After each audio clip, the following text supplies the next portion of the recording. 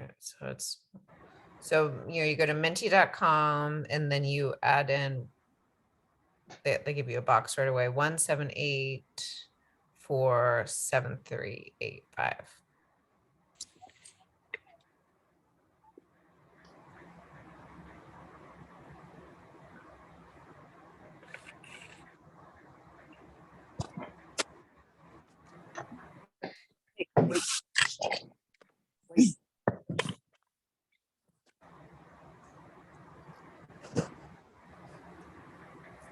Okay. Great. Thanks everyone for adding to that. It's time to change paint by numbers. I'd be interested in hearing more about that if anyone wants to describe what they mean.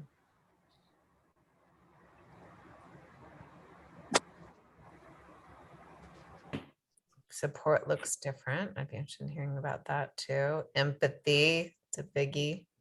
Patience, multiple people are talking about patience, grace, flexibility. Instant pot cooking. I killed my instant pot. It was a very sad day. I thought I had my, the interior pot part in there, and I poured a bunch of oil in there and I did not. So RIP Instant Pot. I got a Ninja now.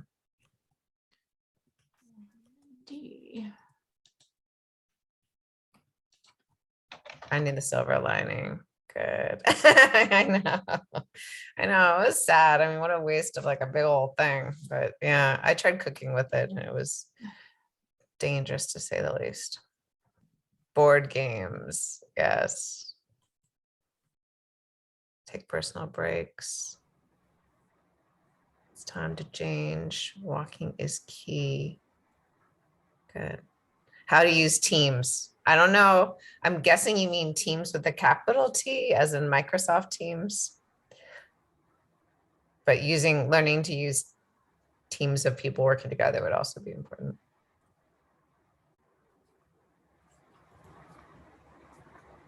How to lead in a crisis. Great.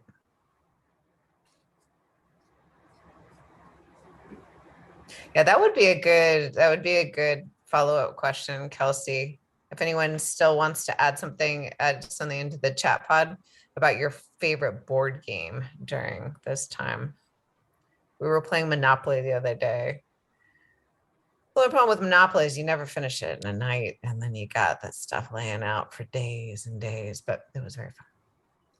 Maths are no big deal. Yoga, gratitude and innovation, meditation. Good. Okay. Well, these these are great. I'm still interested in the paint by numbers if anyone wants to describe. And I haven't looked at the chat. Called Zoom Zoom. Good. There are innovative people out there, right?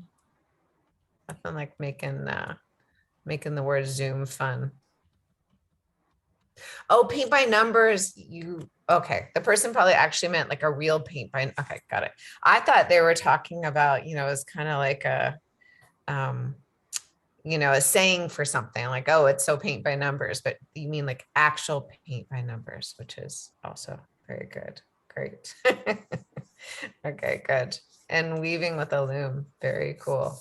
All right. Well, thank you all for sharing that with us. I think, it gives us a good sense of where you're at. And it also is going to be a good lead in to the presentations we have today, which are going to be about how different SPDIG projects have responded to the COVID environment, how they've continued on with their work very differently often, but with at least some success that they want to share with you. So prior to getting into our 3 states who are sharing, I did want to share a few things with you all. Specifically, there's some resources I've shared before, but it's been a little while, and then they come back to my attention. And I think, it'd be good to remind people that we have these things on SIG Network, and all these things. I'll put the link in the chat for you after I'm done sharing. So first is this Illinois, and Kelsey, can you see my screen?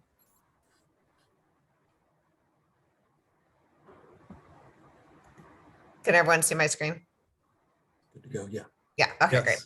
Thank you.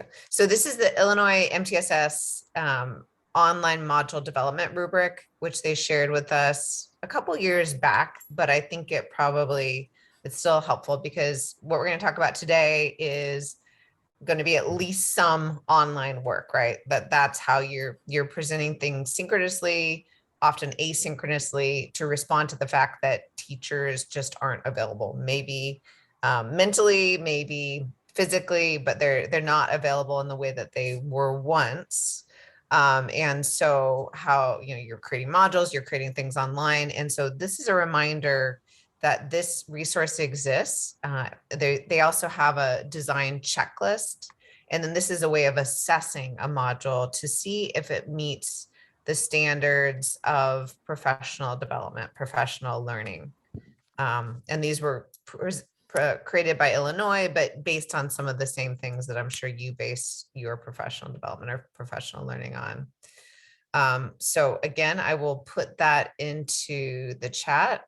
I also wanted to share with you Bookshare. This came up in a conversation earlier, and so I just wanted to remind people it exists.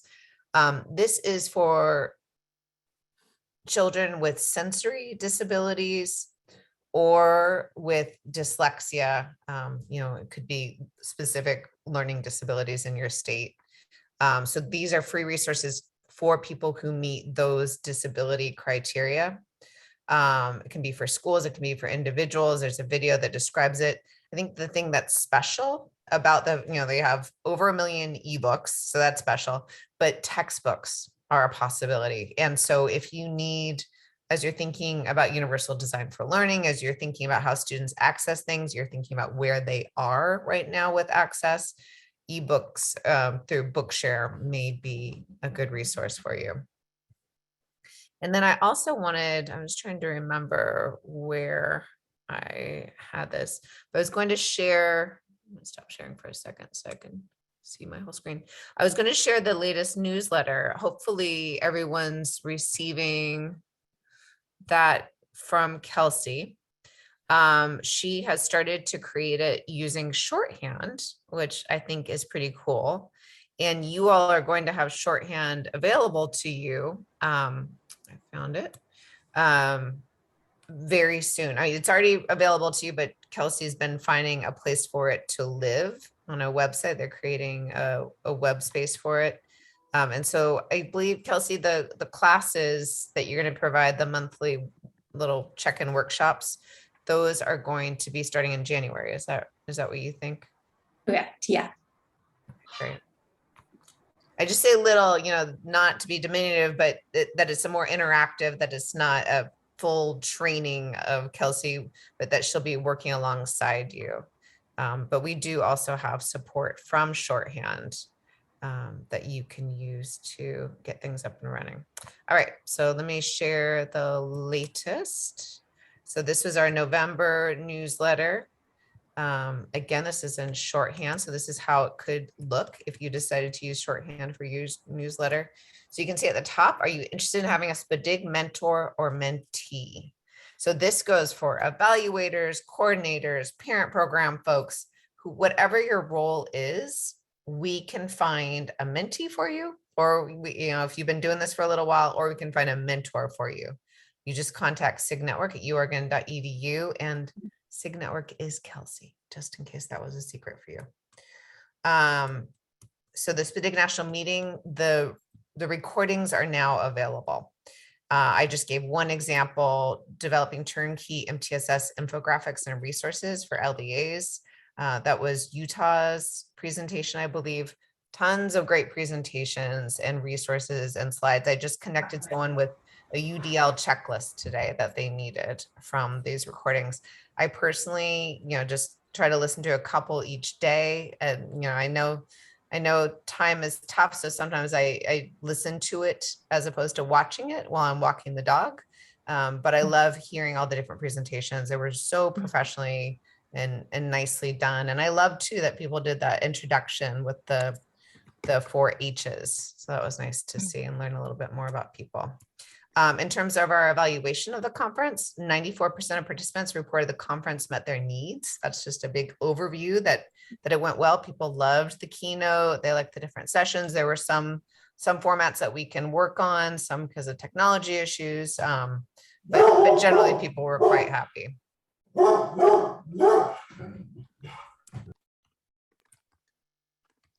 I'm going to close this early so that you don't have to hear my dog barking, but I'm going to go ahead and introduce our speakers. We are going to start with, hold on one moment.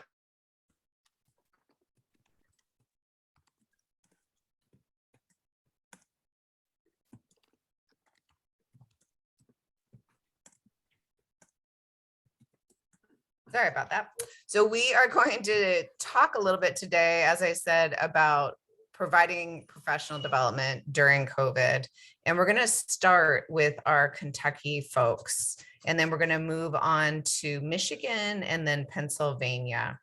They're each doing something a little bit different. I think it's nice to also, because Kentucky is doing some early childhood work, so thinking about the different age groups, and you know, it's just the pivoting sometimes is working better than even expected, and providing something that you can go and continue to use, some innovations that can be useful to you. So it's that silver lining story that we keep hearing, right? All right, so I'm going to go ahead and turn it over to Mike. And Mike, I just am afraid I'm going to pronounce it wrong. Abel or Abel? Abel, yeah, no, Abel. It's good. Good. I just call you by Mike. Yeah, and then Veronica Sullivan is here from the Kentucky Department of Education to provide support as well. So thank you both for being here. Great. Happy to be here. Thanks, Jennifer. And Veronica Sullivan, she's our Assistant State Director here in Kentucky, and she'll be adding or just filling in some parts as I walk through this journey. Couple things that struck me with Jennifer when she was talking on the intro here, especially about teachers and how things have changed as far as our ability to really access teachers, or teachers' ability to really have time for some of this work. It's always been tight, but it's definitely changed in the last year and a half, almost 2 years now. And so we're going to talk about what we've gone through over the last year and a half with our pivot. And as Jennifer mentioned, we're going to focus on our work. Part of our work centers around the early childhood domain, specifically around PBIS, and working to improve our teachers' utilization of that process with our youngest kiddos here in the Commonwealth. So what I was going to do is talk, really set the context first, then talk about what we've pivoted into, and then kind of where we're at with things right now. And if Jennifer or Kelsey, if you could kind of watch the chat box for me, and if there are questions that come up, that'd be great. And if y'all could just mention them, I'll try and save a little bit of time here too to answer any of those. Yeah, we can do that. Great, thanks. So starting out, just a little bit of background here. As I mentioned, we took a look at our data, and what we started to see with, especially with our little preschoolers, our three-year-olds, we were getting really an increasing number of discipline referrals for our preschoolers across the Commonwealth. And so we wanted to see how we could address that. In addition, we also wanted to look at that pivotal time from the transition from preschool into kindergarten and make that transition as smooth as possible. And so we did a couple things. First, one of our key partners in the project are our regional training centers, and there are early childhood regional training centers. Here in Kentucky, we have 5 of those, and they're spread out geographically across the Commonwealth here. And they have staff that support the early childhood needs of the districts within their region.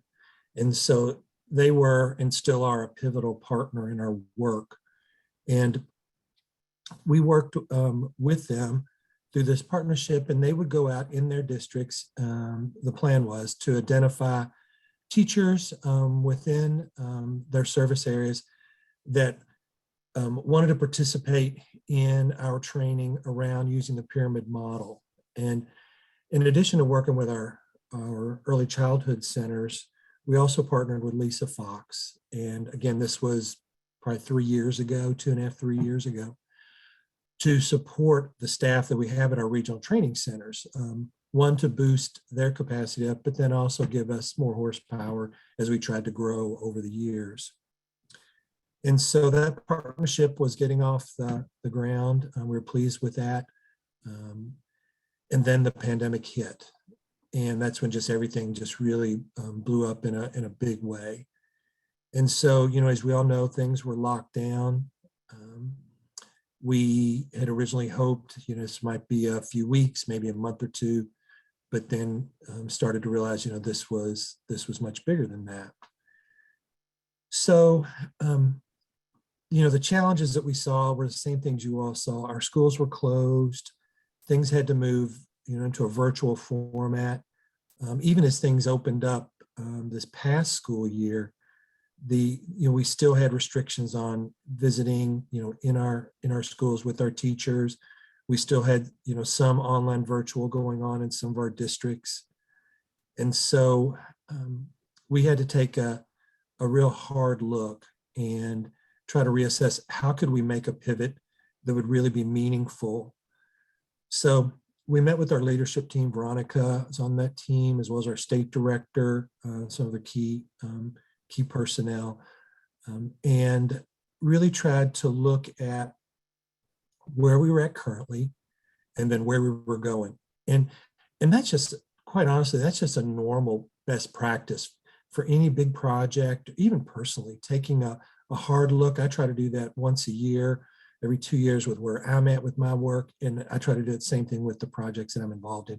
Are we really making a difference? Are we centered on the kids? Are our outcomes, really moving the needle forward? And so we did that. And we really started to look at how can we reconceptualize our approach to the work without changing the work or changing our project goals. And we worked with the NEDAR project officers. We were going through this. And there was obviously a sense of urgency, a big sense of urgency here, because, we couldn't stop the work. We had to keep moving forward, but how could we do that in some type of an effective way? So I'll talk about really kind of what we discovered, one kind of big picture in general, and then I'm going to talk a little bit about the kind of pandemic picture.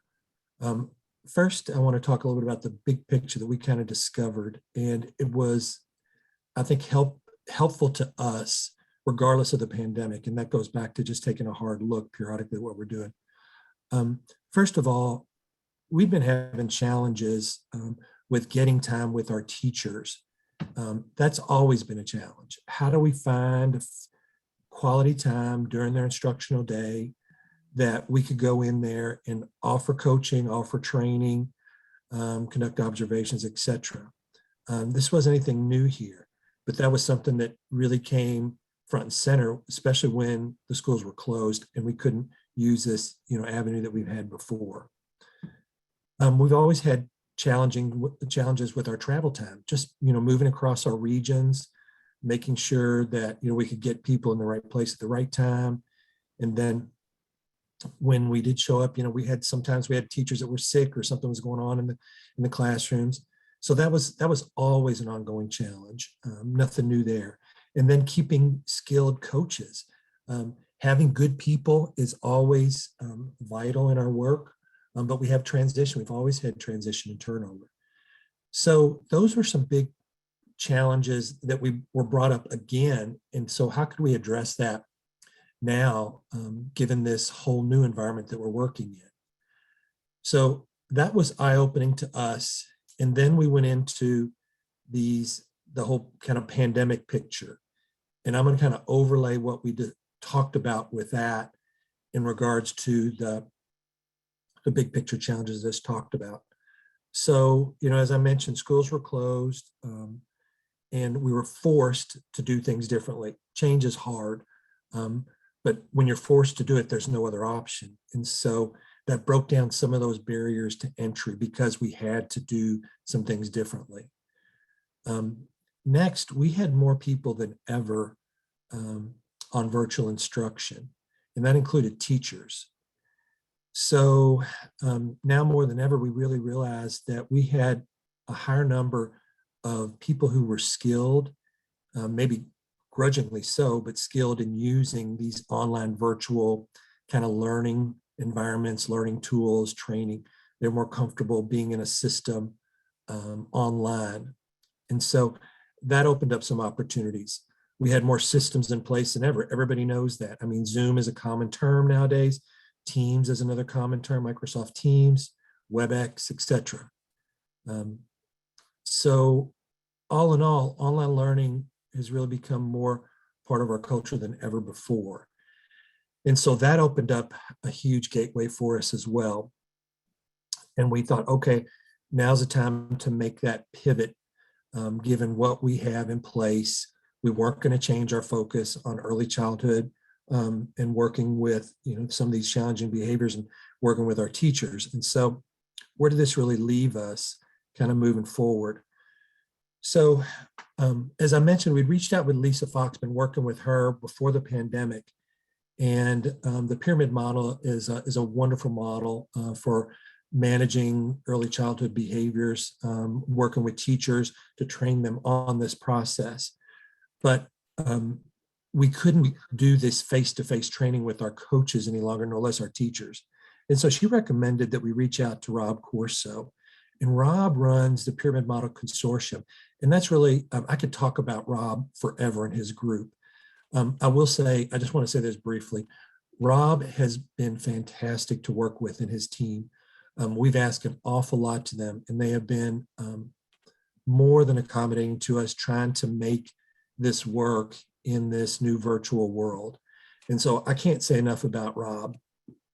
And so what Rob's consortium brought to us and continues to bring to us is a virtual component that we just didn't have to provide training and to actually blend that training around the pyramid model with our 5 early childhood regional training centers, who then could deliver this in a virtual format to our early childhood teachers around the Commonwealth.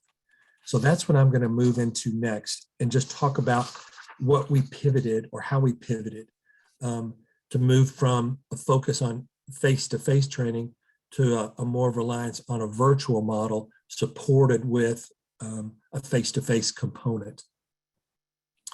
So with Rob's group, he has a whole host of training resources, and one from online modules that look at the pyramid model in a very concise online platform that's easy for teachers to get access to. In addition to that, he has family engagement components. He has just a plethora of modules that can be utilized beyond just the pyramid model component, but they're all kind of wrapped around this holistic training piece for families and children. So in addition to that, though, he also brought a key component, and these were really skilled early childhood professionals that work in his center, who could then partner with us in this virtual model to add even more capacity beyond just we have modules we're going to go through. Now we had experts in this field that we could bring together in this cohort format. So I'm going to now kind of transition, talk about what this looked like as we partnered with Rob and began to use this new kind of virtual professional learning component. So we had Rob's partnership, and we had his modules, the Pyramid Consortium modules that we were going to leverage to begin training our teachers in cohorts over this, starting last year, because the schools were locked down and we had limited access to our early childhood teachers. So we had to formulate a plan, and we wanted to make this available statewide. We wanted to incorporate our existing regional training center staff so they could be a part of this. So we first started out with a teacher recruitment plan. And so what would that look like? as I mentioned, we wanted to cover the state. It was going to be delivered online. We were going to manage this plan via our 5 regional training centers. We had staff all working as one unit from those centers on this teacher recruitment plan. The other thing we had with the professional learning program, and this was Rob's online modules, but to be included in this program that was a part of Rob's group and then a partnership with our regional training centers, we put out this kind of recruitment effort. And it was first off, it started with an online application process. And so the online application process was the first benchmark. Then we would have, if you were accepted into the cohort, you would go through a 9-week training process. And this was a commitment to go through the cohort group that would involve 9 weeks. You would be involved in training or going through the training on the individual modules. There were 9 modules. And then in addition to that independent learning of through those modules, you would also meet once a week with your cohort group. And those cohort groups, we put them together, varied from around 7 to around 15 people. So you'd meet once a week to discuss what you learned in that module that you went through that week. And it would be facilitated by one of Rob's expert early childhood professionals, as well as one of our regional training center staff. So that served a couple different purposes. One, we couldn't get into the classrooms at that juncture. So we allowed the teachers, and we actually required the teachers to do this in their off time in the evening. So they were a little more focused. They had a little more time. They weren't as stressed. And then they were also able to meet in a more collegial environment in the evenings with the coach and the other participants in their cohort group. So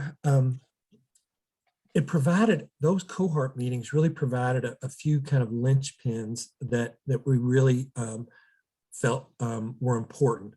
One, it improved the knowledge base of our early childhood staff around the Commonwealth around the Pyramid Model Consortium. We had to get that content out in a strong way. And we were able to do that still statewide with this virtual piece, but then it was blended with our regional training center staff. So they were getting to know the teachers within those cohorts, because we placed the teachers who applied based on where they were at geographically, and we put them into cohorts that were within one of our training center regions. So there was that connection there. It wasn't done randomly. The teachers got to know each other better, as well as the regional training center staff got to know those teachers within their region better. And then there was another benefit too. Our regional training center staff really got an expert class on the pyramid model and what that is about, because they went through the modules too, but they also had that expert coach there who was there in those cohort groups meeting once a week. And it lasted about an hour and a half, 2 hours, to really kind of talk through some of the dynamics that were going on. Mind making that noise, Jennifer? Wrap up here too, because I know I'm starting to run into time. Okay. So these cohorts then would meet in the evenings, they build relationships, and then there was an offshoot of that, which helped to build our capacity with our existing field-based staff from our regional training centers who were partnered in those cohorts, learning from the Pyramid Model Consortium, Early Childhood Expert too. The teachers would bring classroom issues and experiences, and those were kind of the guiding questions that would be brought up in addition to the modules that was covered during that week's meeting. And then, so they go through the modules in the cohort meetings, and then they would also be required to complete a capstone project. And that capstone really kind of varied. We wanted it to be applicable to their classroom work. Sometimes it would be a lesson plan, sometimes it would be a behavior plan. It just kind of varied. We gave them flexibility on that. And so just kind of wrapping things up, this whole online virtual academy is still going. We're getting close to 200 teacher participants. We've had about 70 or so who've already graduated. We have some, obviously the rest are in the pipeline now, and that continues on as we speak. Been really pleased by it. it's allowed us to do a number of different things. We've been able to bring in experts that we just didn't have access to. Some of Rob's staff are some of the best early childhood pyramid model experts in the country. And we've been able to work with them in these small cohort groups with our teachers that really, it's asynchronous. We're able to span space and time. We're not bogged down with as much travel. We're not, frustrated if a teacher can't meet that day and we've had staff drive out. So this whole kind of jump into this virtual component in some ways has really been beneficial to us, quite honestly. We've reached numbers that we just wouldn't be able to reach before. And then lastly, it's also followed up now with face-to-face meetings with these teachers that have been in the virtual cohort groups, because now they've got that relationship with their regional training center consultant who can then drive out and meet with them. So we've still got that face-to-face as we're starting to get a little more time with the teachers.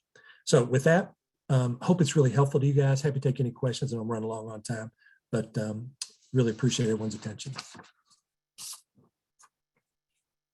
Not great over here. I will move. But in the meantime, we do have one question in the chat. Actually, we have two questions. Michael, can you clarify where you got the modules? Did you develop them, pay, and did you have to pay for access, or have the participants pay for access? Yeah, that was a great question. That was a huge problem, a huge hurdle, because we did a lot of looking. Can we make these ourselves, build these? We just didn't feel we had time or the level of expertise. And that's where Rob came in. Rob has modules. His consortium group has a plethora of online modules and resources. We buy those from him at a discounted rate, and he manages all those. And we give him our staff. Once we've identified a cohort group, our leadership team gives Rob's staff that list of the cohort members, and his staff enters them into the system, and then they get access to those modules.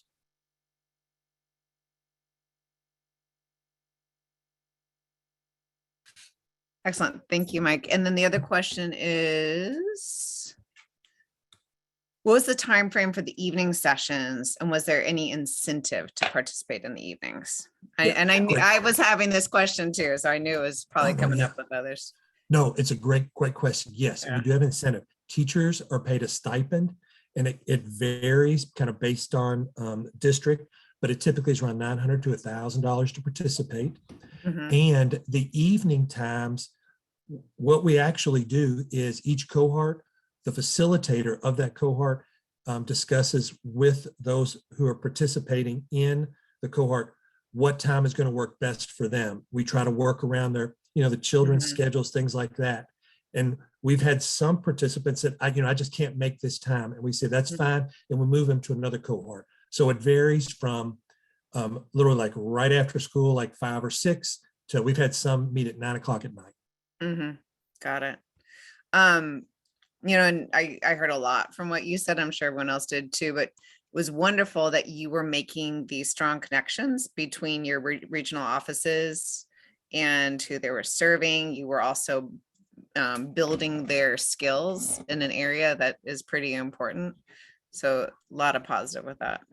Yeah. And we just never we didn't think about that. It's one of these great benefits, because when you've got a national expert that you can have on the phone in a small group setting, and you've got a regional staff person on there too, that's comfortable enough, to ask questions and build those relationships. And we tell our regional people, you can talk with that consultant, you can dial them up at any time. So, yeah. Yeah, that's great. Oh, yeah. So I just want to add one thing before we leave. The other piece of that is the sustainability, because we were at a place when the pandemic hit where we were in the process of training our regional staff up, and to do it together. And now we're in a place where, regardless of the SPDIG funding, we've got the expertise built in our regional centers, and we're able to just maximize that. So it's something that we're replicating. We've learned a lot from that, and we're replicating that in other areas in training across the state. So it's really been, there's not a whole lot of silver lining to the pandemic, but we did learn a lot from that. Yeah. And Rob, just to confirm, Rob is part of the Pyramid Consortium, which I believe the National Center on Pyramid Model Interventions works with them, but they're an organization unto themselves. That is correct. They're totally separate. And that's when Lisa said, you need more virtual support for this training, because we were sending our staff to Lisa's trainings face to face, and they got canceled when the pandemic hit. Rob is a different group, but they work closely together. Yeah, and I could hear from everything you said that they were vital to this working that national TA provider perspective, and then on the ground TA assistance. So I am going to go ahead and grab the NCPMI, National Center for Pyramid Model Interventions, and I'll put that link into the chat just in case anyone else is interested in learning about their work. I know New Hampshire also is supporting the pyramid model interventions with their SPDIC. So we have 2 states that are doing that. There may be even more that I don't know about. Any last questions that folks have for Mike and Veronica? I'm watching the chat, not seeing any, but lots of thank yous. That was great. I mean, in a short time, you were able to make a lot of us, I think, feel very optimistic about this. People are choosing to do something at night, and they're learning together. And I think the other thing I was going to point out was that cohort effect, how important that can be, that they have these peers that they're working with on this. And you kind of spoke a little bit about developing relationships and being able to do so because it was at night. Yeah, Veronica talked a lot about that when in our planning sessions, and the importance of that, one from a sustainability standpoint, but by building those relationships within your regions, the regional staff got to know some teachers they might have never known or felt comfortable with reaching out to. And those teachers, same thing, got to know the regional staff that they might never have known or felt comfortable to reach out to. Right. Oh, that's great. Oh, good. Well, that was perfect. Thank you so much, Mike. Thank you, Veronica. Okay. And we have a repeat performance now. We have a return presenter from last month. Michigan, if you didn't get a chance to take part in that conversation, it was so good. Just Michigan talking about their last, more than 10 years of their work and what they've learned through that. And Melissa presented at that time, but she was kind enough to come back and talk to us today about how Michigan has pivoted and worked within the context. And I'm going to go ahead and turn it over to you. Thank you.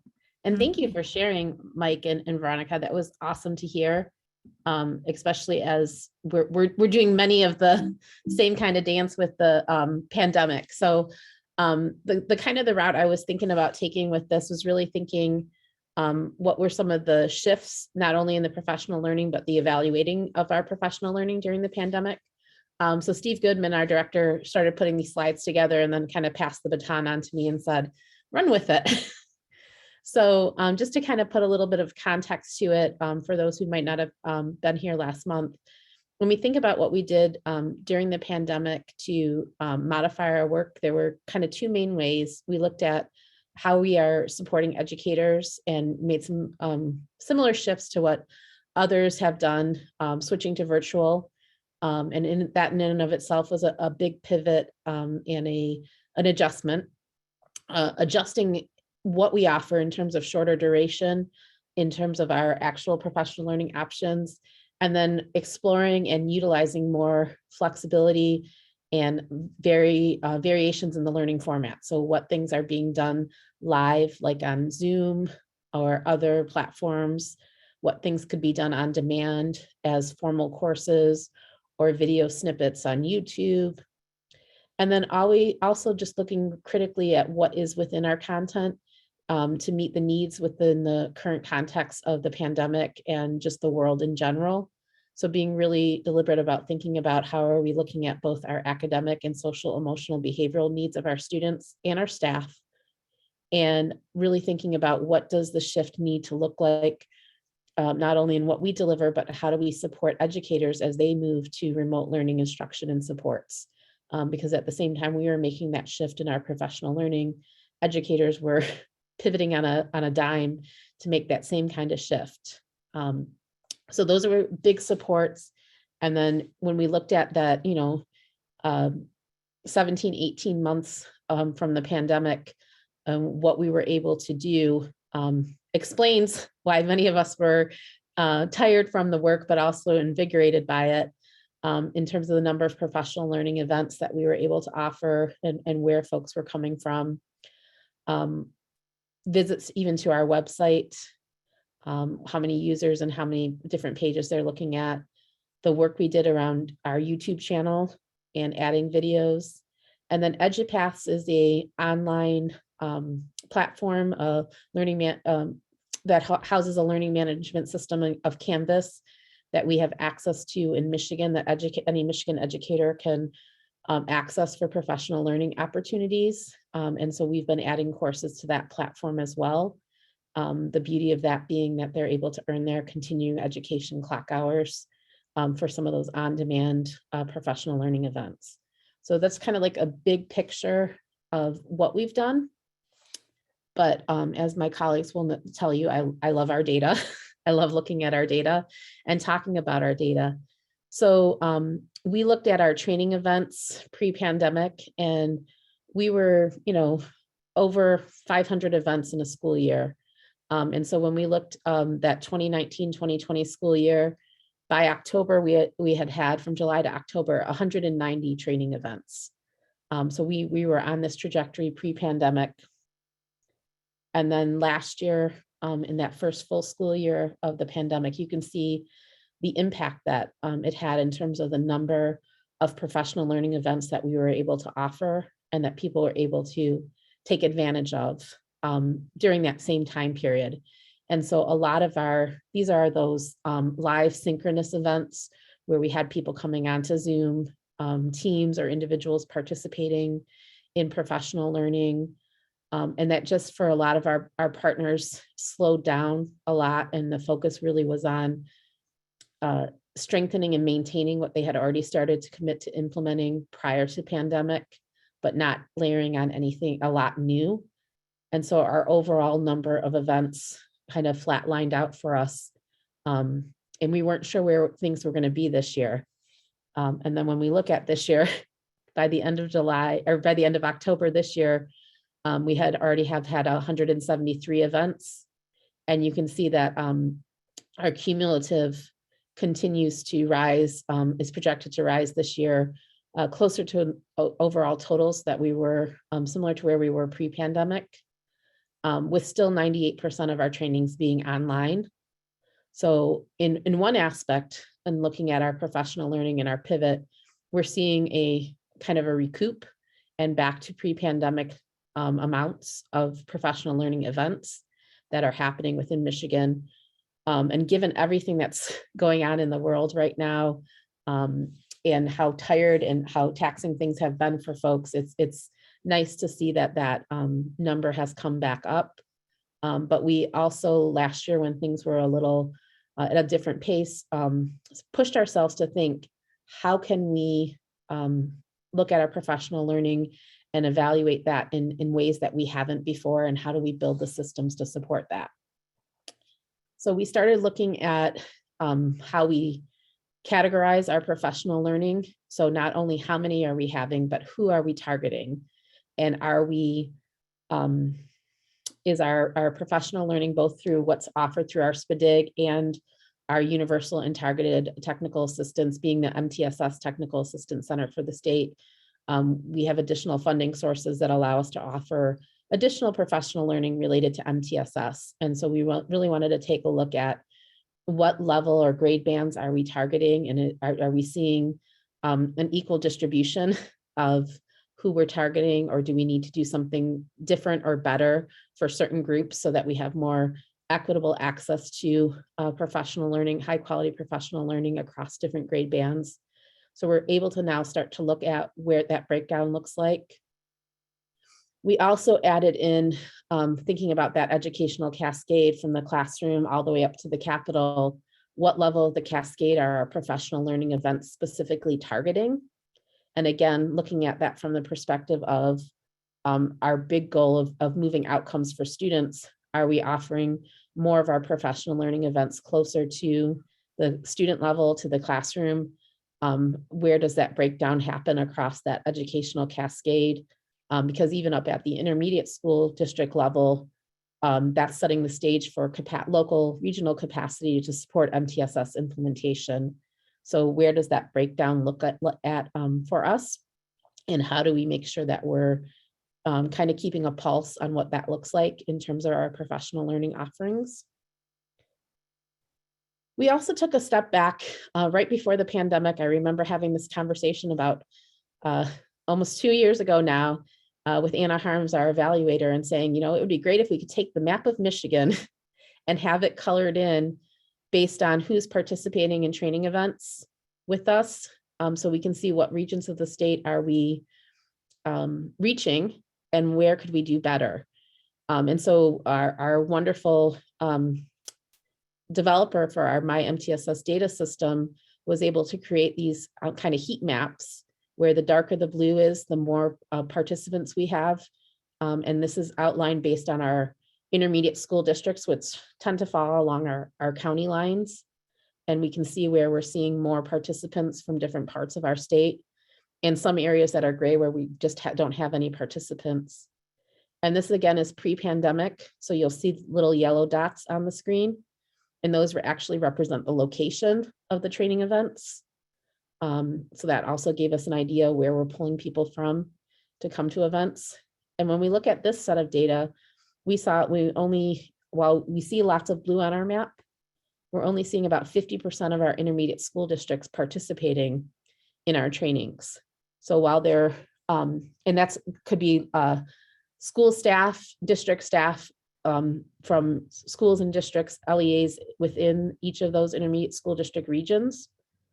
And so we are curious if this was where we were pre-pandemic and our numbers dropped down during the pandemic, what would we see in terms of our reach?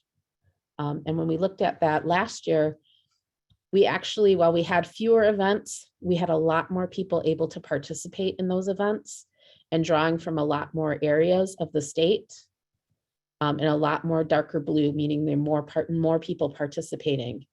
One of the things that's always makes me smile is to see our entire Upper Peninsula light up blue, because it's a really long drive if people have to come in person to something in our state capital.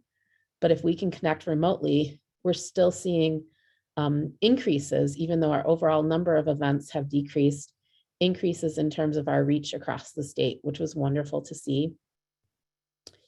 And then our current year, even though we're only through training events through middle of November in our data system, we're still seeing a little over 82% of our intermediate school district regions having participation in our events this year. So despite the shift in numbers last year and into this year having more events, we're also maintaining that access and stretch across the state. Which leads me to a question just for the group, if anyone wants to add into the chat. I'm just curious in terms of other states, what kind of shifts that you all have seen in terms of access to your professional learning events from educators in your state. What kind of trends, or are you looking at any of those trends right now? And how does that look? I was really intrigued with Kentucky's story and how that has opened things up for in the evening. And how that might have increased their access across the state, but I'm curious of what's going on with others as well. So then it led us to, well, if we've got this information, how do we start planning our next steps? We're always, as I'm sure all of you are, kind of looking, what is that next step? What is the next thing that we need to tackle? And so we started thinking about what does our professional learning need to look like for the 2022-2023 school year. Even though we haven't quite gotten to 2022 yet, we're starting to look at that. And so our first step was to put a survey out to the field. And we did a broad reach of any educator in Michigan, whether they're part of an intensive technical assistance partnership with our state, SPDIG, or if they've never worked with the TA Center before, we were looking for input. So one of the questions was looking at as COVID shifts and our reality shifts, what kinds of professional learning topics would people prefer to see happening face-to-face, in person, or would they be open to remote? So we kind of line things up along a progression and said, you know, for informational kinds of professional learning, would you want to see in person or remote? What about if we were participating in professional learning that were included things like applying new concepts or your team-based problem solving, practicing of new skills or learning new skills? And we saw a definite trend here, informational and applying new concepts, where we saw people open to the idea of remote. But as we moved into more of the team-based problem solving, practicing new skills and learning, people are asking about how do we potentially come back to in-person professional learning events. And we had I think it was 264 educators in Michigan reply, which is a small number of overall educators in Michigan, but a large number in terms of having responses for a survey like this, is larger than we typically get. We also started asking questions about preferred day and time of day for professional learning. So that was one of the reasons why I was really interested in where Kentucky's timeframes were. So when we looked at days of the week, that's helping us to make data-informed decisions about when we're offering professional learning, as well as time of days. And we did in our survey ask people to identify their role. So we are able to further disaggregate that data and really dig into, if I'm an administrator, are there specific days of the week that work better than if I'm a classroom teacher? Or if I'm a classroom teacher, are there specific time of day that would work better for me than if I'm a related service personnel or an administrator or at the intermediate level versus within a classroom in a school building? So we're really trying to use good best practices and data-informed decision-making to drive when and how often and what days of the week we're offering our professional learning, which has been, again, another pivot. We were used to, you know, trainings happen 9 to 3:30. We avoid Fridays. That was pretty much our thing. And then we would have multiple trainings on the same day across the state. And that was just kind of our operating procedures. And now with this, with the pandemic and with new data flowing in, we're really pushing ourselves to think, how do we be more flexible? How do we offer professional learning at times that are best supportive of the educators, that are mindful of the sub shortages, that are mindful that teachers don't want to be out of the classroom if they don't have to be, because they're trying to make up for lost time over the last couple of years when they weren't face-to-face with their students. And then Steve came across an article from September of this year, a survey of principals across the nation, where it was specifically asking about what format do they prefer when accessing professional development, and just seeing the differences in terms of the breakdown of urban, suburban, rural, or towns, administrators identifying themselves from those areas, and whether they preferred online, live, and synchronous or asynchronous. Did they want to be with only people from their own district versus including participants from other districts? And so this is another layer that we're kind of trying to factor in as we're making decisions about when and how we offer professional learning, to really try to be mindful and meet the needs of our educators across Michigan. We also have been pushing ourselves to think not only how many are we offering, where are people coming to from, how do we make decisions about when to offer, but what also are we looking at in terms of impact? So we've been very fortunate to have multiple funding sources, including our SPDIG, to fund our intensive technical assistance, other sources that help fund targeted technical assistance, and our universal technical assistance. And so really looking at the impact of those different types of professional learning under each one of those categories, and seeing how, universal technical assistance, we're still, regardless of the type of technical assistance, holding us to that high quality professional development checklist. How do we make sure what we're delivering is high quality? How do we get feedback on the training across all three? But then when we move into targeted, we start to collect more impact data around fidelity and capacity, installation checklists, meaning after training, have they completed activities towards installing whatever the effective innovation is that they're working on.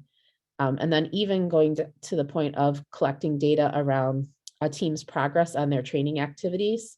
So within the training, they're asked to complete things or get themselves started. At the end of the training, we're collecting information to see how far did they get. So is our professional learning hitting the mark? Are they able to accomplish as much as we had hoped they would during a training? How do we use that information about how far they got to inform as a kind of formative evaluation to inform the next professional learning in the series, or to use that to inform the coaching that will happen in between professional learning? And all the way up to our intensive technical assistance. Well, you see, we also add in that layer of what is the impact on student outcomes.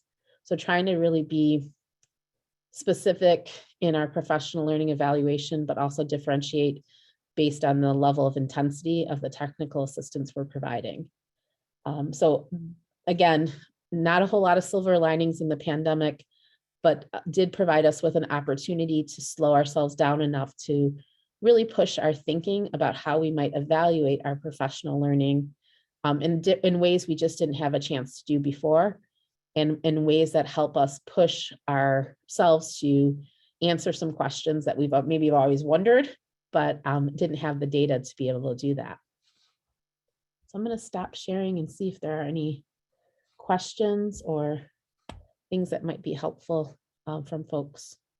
Yeah, we can start with questions for you, Melissa, and then Melissa has a question for the group as well.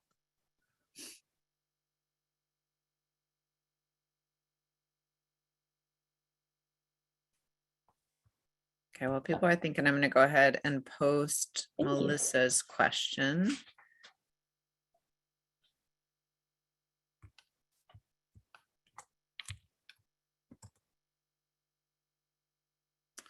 All right.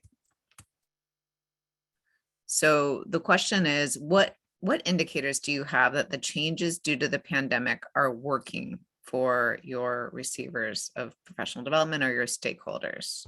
So go ahead and put that in the chat. People can use their mics. They can respond in the chat.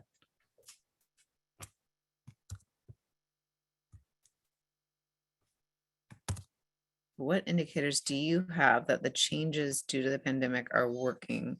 The changes in your professional development due to the pandemic are working. People are receiving. Thanks, Jennifer. Welcome. Thank you.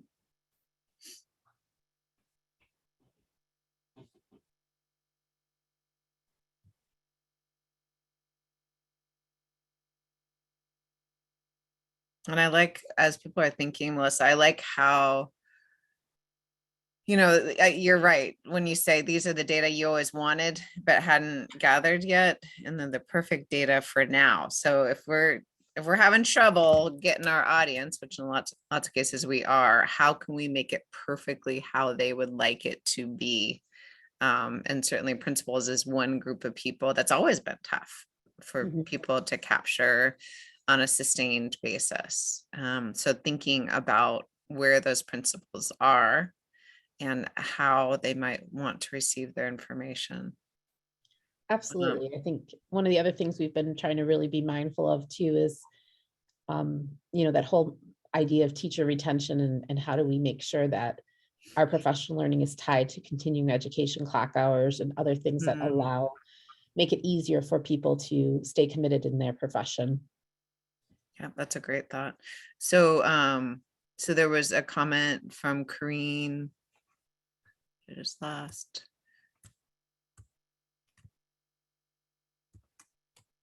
Okay, Melissa, thank you for sharing. I love how Michigan has been able to slow down and we look at some of the PD evaluation components. I think we can share some of your changes with our state, which is exactly what we want to hear. So I think this might be in response to your question. What indicators do you have that the changes due to the pandemic are working for your receivers or stakeholders? And Peg from Florida is saying implementation rates are stable or better. Some of our students have demonstrated stronger achievement data than their non-disabled peers, which is But I know the ultimate, right? So it's so nice to hear. Especially given everything that's going on. That's wonderful. Very good news. And Peg, if you want to add any more to that, we're very open to hearing it.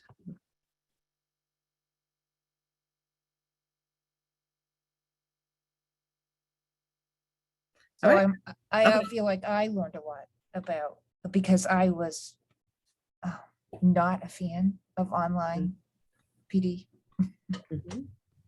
And lo and behold, the first round for us, we had many more attendees. But the proof was in the pudding when we saw the implementation that was happening after. I was really the doubting Thomas, but they proved me wrong. Yeah. Yeah. And I know that you have teammates who probably were very positive about it. If I Oh, can- yes, Yes. very, yes. I'm the old stuck in the mud. I'm sure you asked some good questions that led them in the right direction. All right. I'm not seeing any other notes, just a great job and thanks for sharing the work. So Melissa, thank you so much for coming back. And I love it that this is so very different, two different sides of things that we think about. So the first being, how do you get the people there? And then how do you keep them there and engaged? And the second, your perspective being, who are we serving? Is it equitable across the state in terms of who we're reaching the grade levels or the early childhood programs and where they are located? And then thinking about, are we giving it to them in a way that they're actually going to want to access it? So terrific. Thank you so much, Melissa. Good to see you as always. Thank you.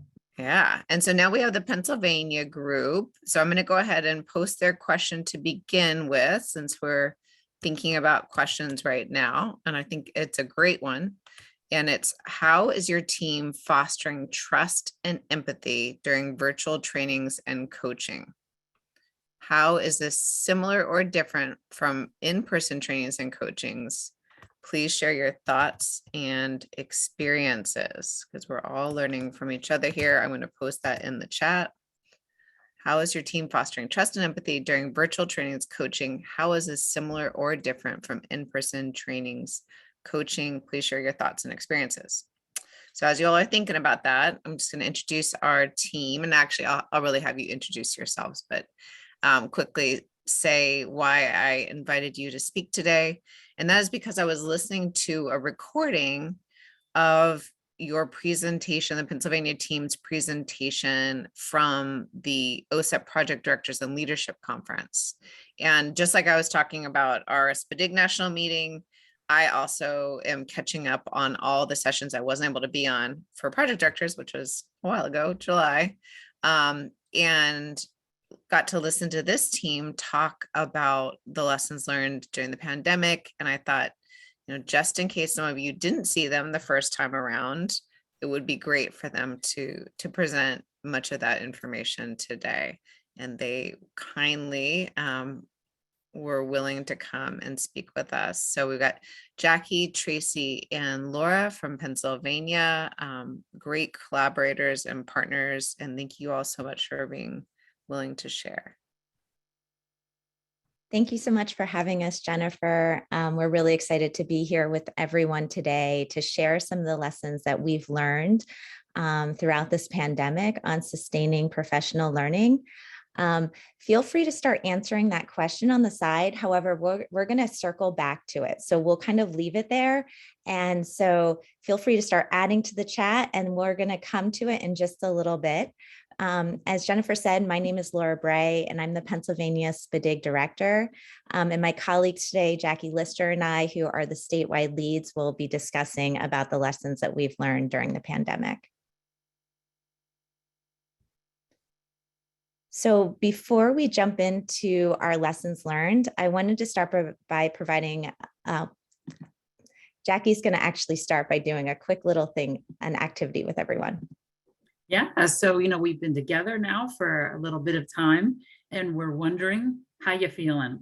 So these are Bitmojis of my colleague Tracy and I, and we're the consultants that lead this work across the state. And so if you want to enter into the chat how you're feeling there on the scale of Tracky, which is how people come to know us, because we work together so often, and you know we're just one.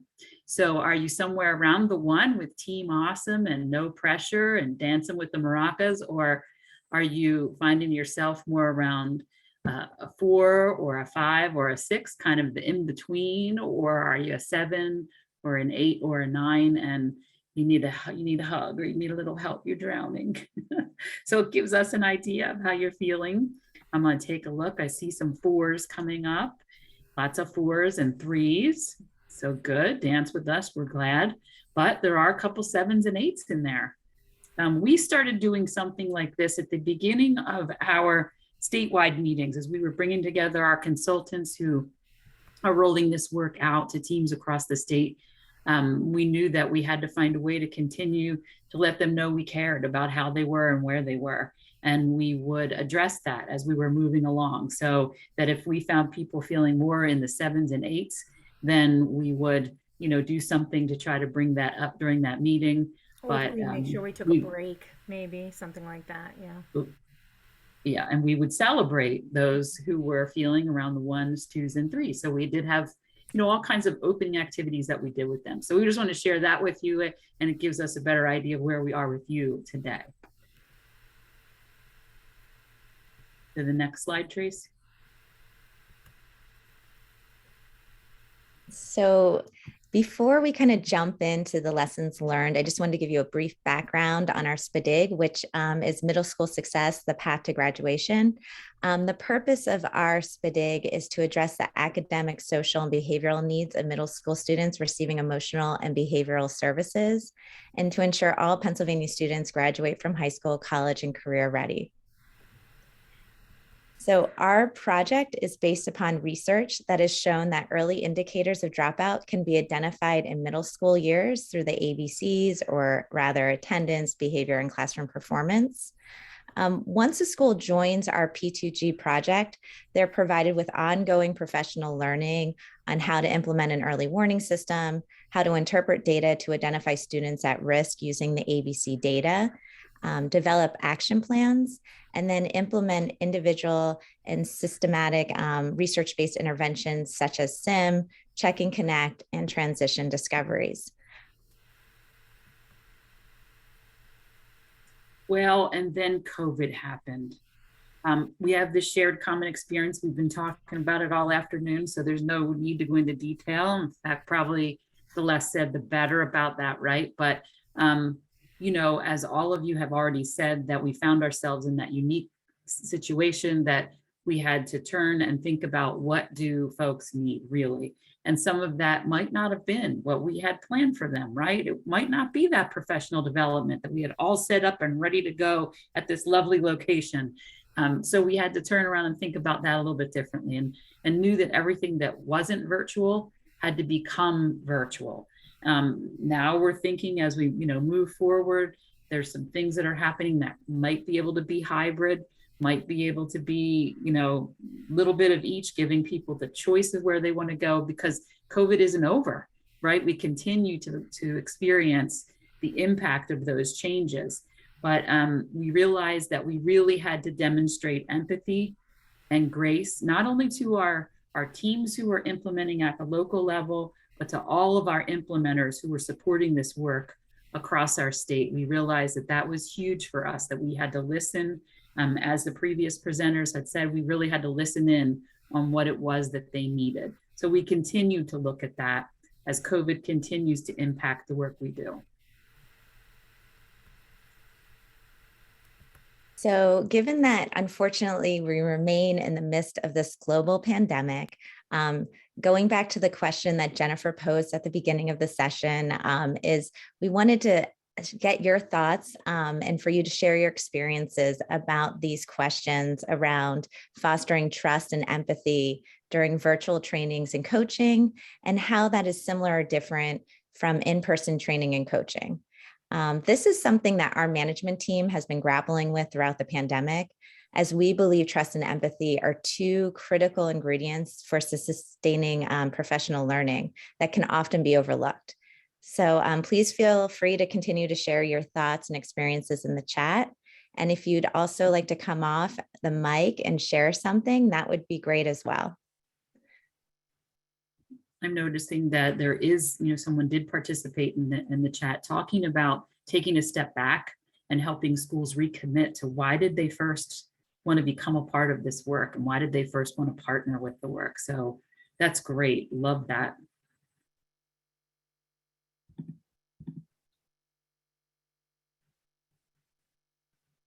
And I see another response from Melissa to be mindful of things like more frequent, shorter breaks to allow participants to adjust to the remote platform and the toll it can take on participants. And that is really true, and something that throughout the pandemic, we've realized more and more how important it is to really take that time and have those breaks. And just as Jackie, started with the opener, having those icebreakers and those moments to capture when people are struggling, maybe that we need to meet with one-on-one and to provide with some additional support and resources.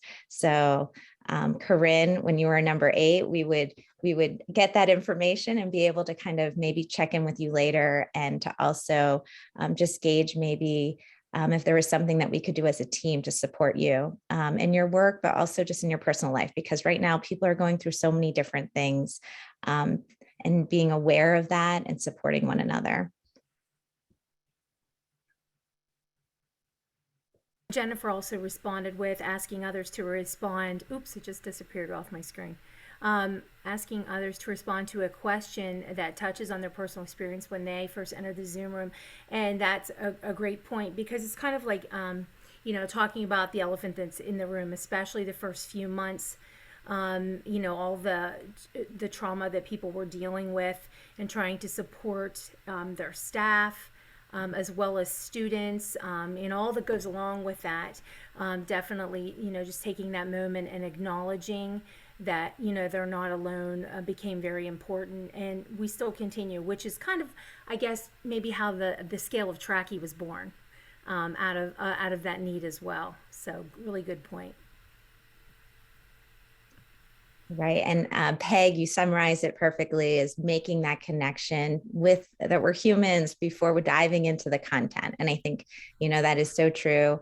Virtually sometimes, or through email, we sometimes lose that human connection. And I think it's reconnecting and realizing we all are humans, and sharing emotions with one another. So that's great. So this is something I really appreciate you sharing your responses. And throughout the rest of our discussion on our lessons learned, a common theme you'll hear throughout is that our team believes that maintaining relationships through trust and empathy is key to supporting and sustaining professional learning.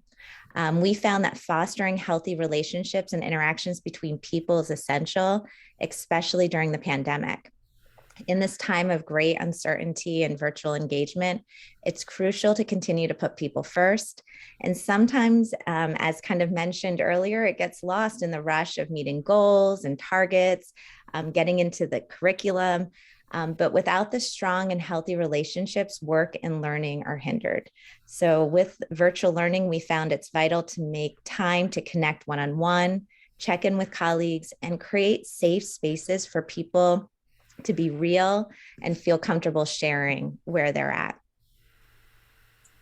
And on the next slide, we have a little story about that. So Check and Connect is one of our research-based interventions that we provide for teams if they choose. And in that, families meet with mentors. So it's the mentor of the student gets to meet and know the family a little bit. There's a little bit of that engagement and interaction, but with COVID, we couldn't do it, right? So the mentor said, we still want to make this happen. So one of our consultants, Jeff, told us the story about a team that decided to host a spaghetti dinner that became drive-through.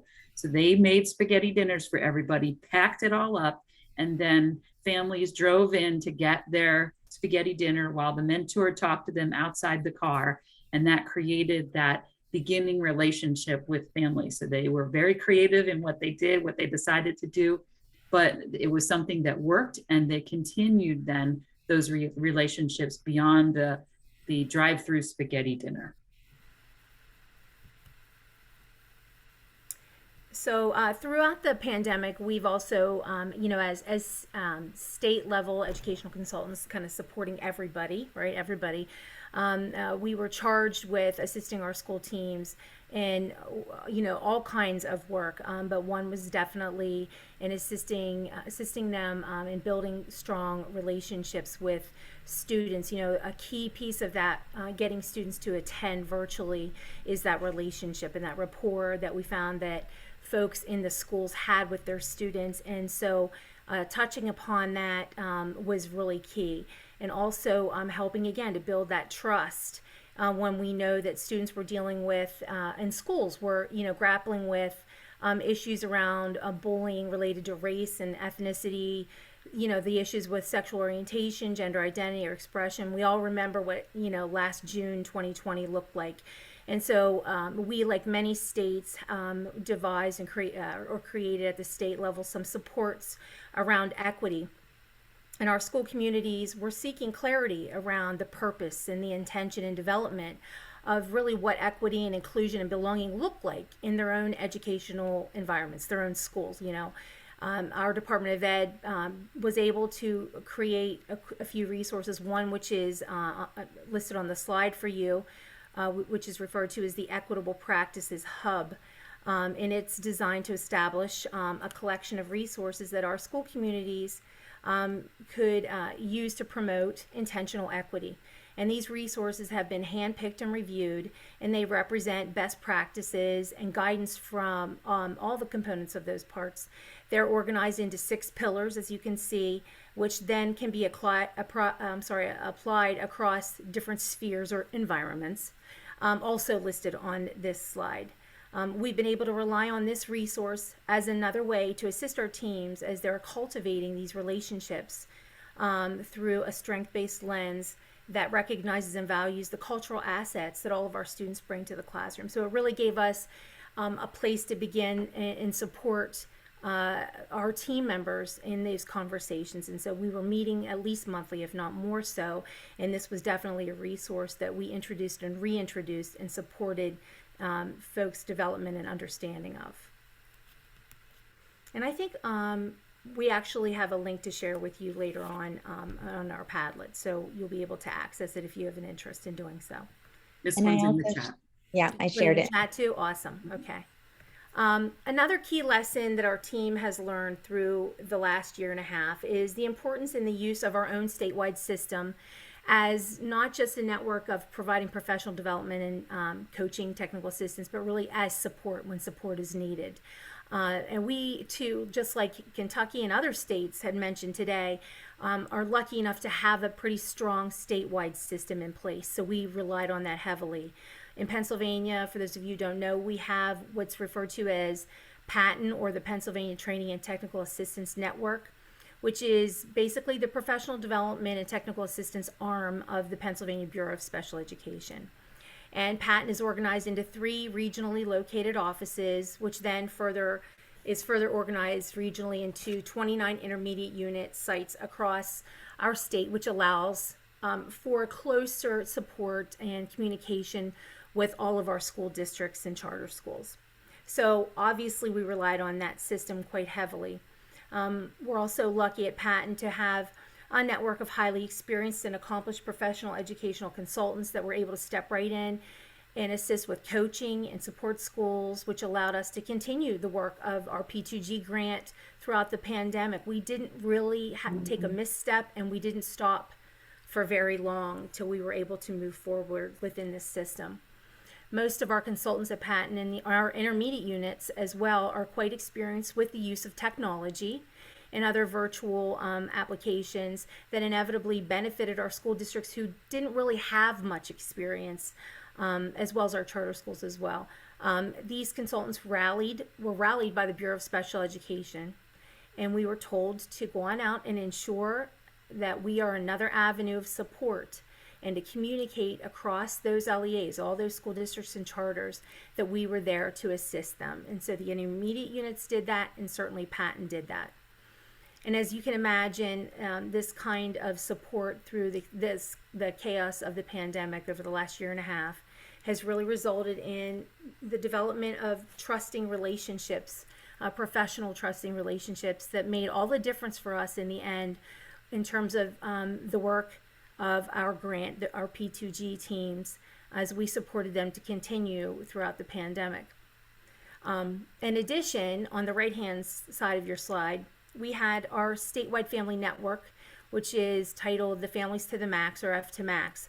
And it's comprised of hundreds of dedicated family members, educational professionals, related service personnel, community members, and even young adults with disabilities. This network, already in place, allowed for yet another means or another way for us to be able to communicate, in this instance, with our parents. And we were able to ensure that we were already meeting with them regularly from Philadelphia to Pittsburgh, quite honestly. And so what we saw was more people attending and more communication about what is needed, what is happening, etc. That network really did assist us as we transitioned into all virtual interactions. So that was really critical for us. Each of our P2G school teams does already include a family representative, as well as a family liaison role, which is attached to each of our schools. And as a result of working virtually, we developed a family liaison PLC community webinar series, which is designed to inform participants about the important role that family engagement plays in student success. They offer research strategies and examples around improving family engagement for our P2G teams. And that was another piece that again came out of the pandemic. We felt the need to do something a little bit more direct and supportive for that group. So that is something that's actually fairly new for us.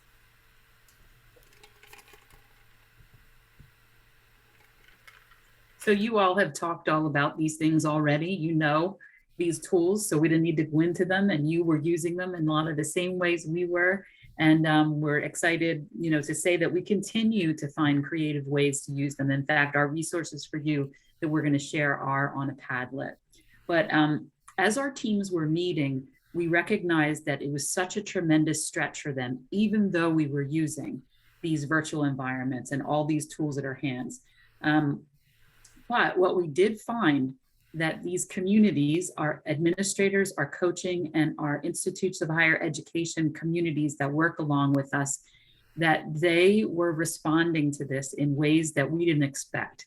Like they were having real conversations with one another, talking through the stretches of the pandemic for them. This administrator community came together and they really did talk about what was happening at the local level, principal to principal, special ed director to special ed director, so that they could really find out what was happening. Our coaches, who are both people who are at the regional level and at the local level in each LEA, they were talking with one another about the challenges they were facing.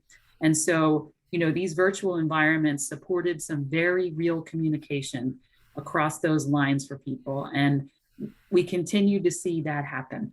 That hasn't stopped. They continue to use those virtual supports, and they take every opportunity they can to meet with colleagues as part of the P2G community.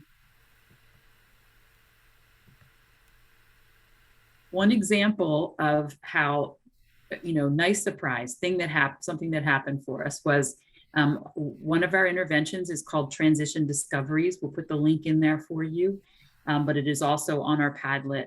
Uses they get together with a group of people that they call the Transition Change Agent Team.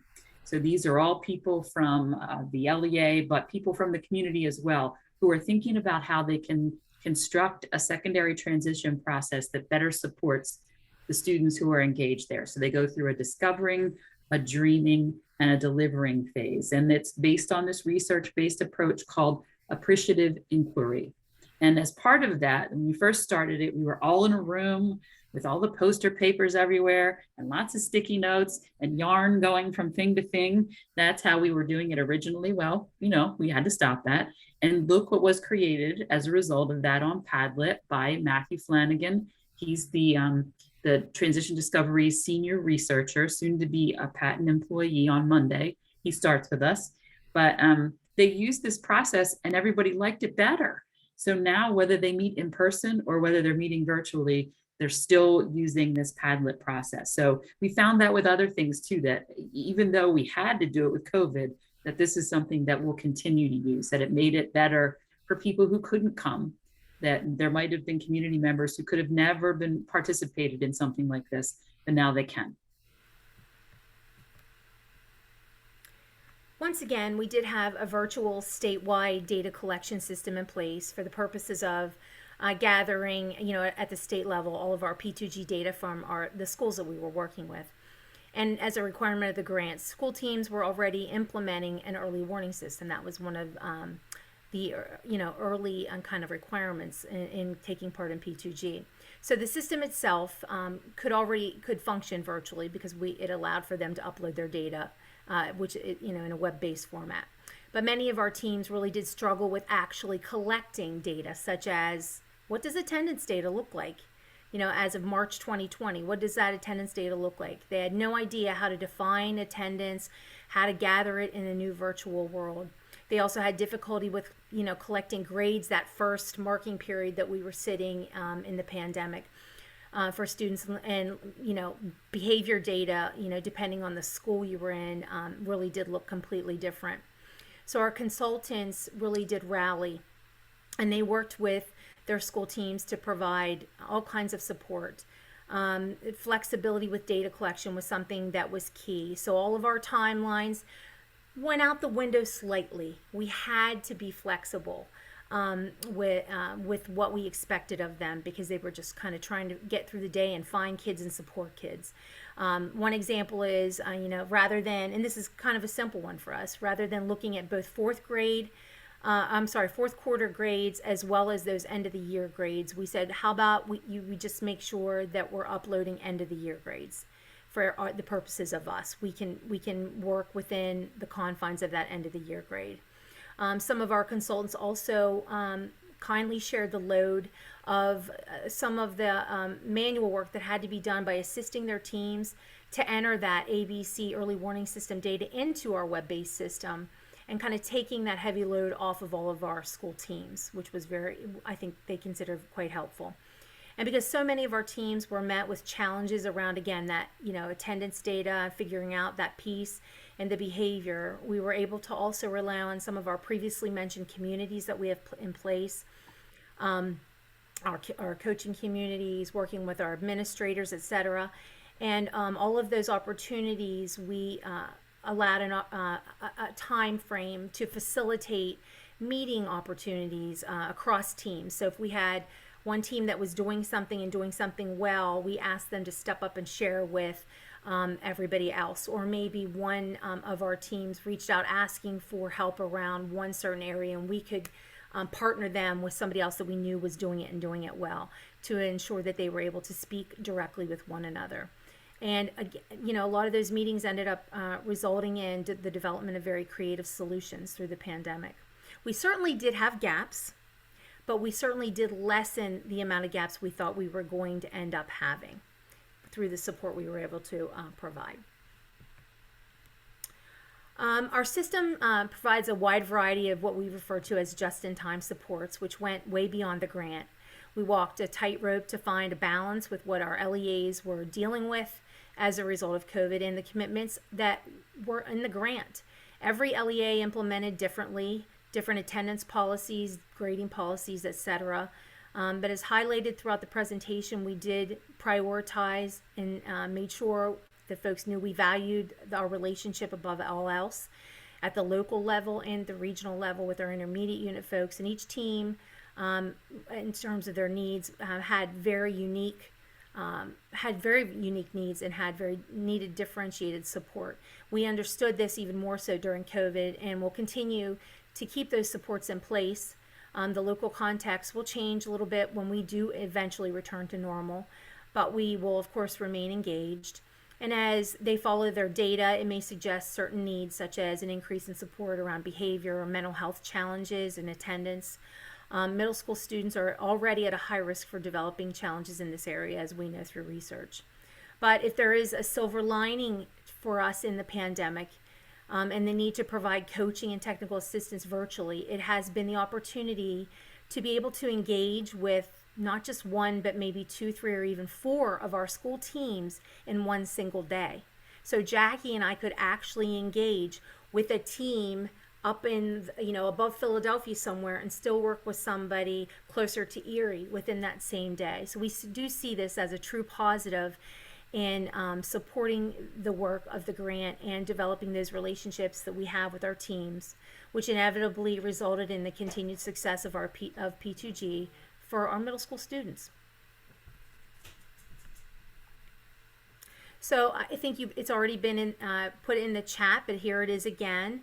We do hope that you'll take some time to revisit our Padlet and review the P2G resources, everything that we talked about. If in fact there's a hard copy or a publication related to it, is definitely on the Padlet and can be found there. And our last slide is simply our contact information, and we want to thank you for the opportunity to speak with you today, and to thank Jennifer for inviting us to present to all of you. Again, please reach out if you have any questions for us.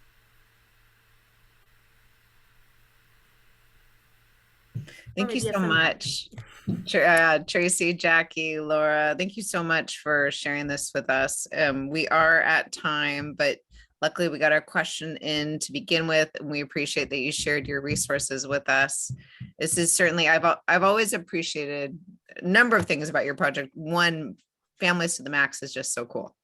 I mean, your outreach to families is really exemplary. And I've loved seeing the videos of families and the difference that's made in their lives. That's all you need to see, right? But you've also been very thoughtful about how you're using your technology during this time, and innovative. And I think that you've demonstrated how much you care about the adults you work with, and in turn, the students that they make a difference for. So thank you all. All right. And everyone have a great afternoon. Next month, we will be back and we will hear from Stephanie Autumn again, back by popular demand, our keynote speaker from the conference. She's going to come back and get into depth in some of the components she talked about in her keynote. So have a great afternoon. Thank you.